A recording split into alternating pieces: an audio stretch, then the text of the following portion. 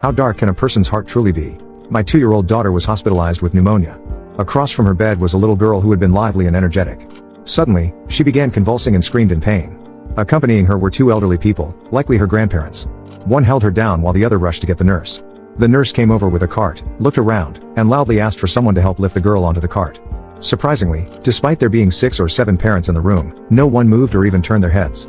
My wife signaled to me to go help, so I quickly lifted the girl onto the cart, and the nurse wheeled her away, with her grandparents following behind. After they left, one of the parents glanced at me and came over, saying, "Don't get involved with that family. That girl isn't clean." I was confused, thinking they weren't talking to me. After a while, the nurse returned with the girl, and again I helped lift her back onto the bed. The grandparents were deeply grateful.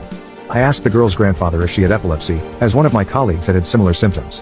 The grandfather sighed and said, "If it were epilepsy, that would be easier to deal with. She's been to every major hospital in the country, but they still can't figure out what's wrong. She looks perfectly fine."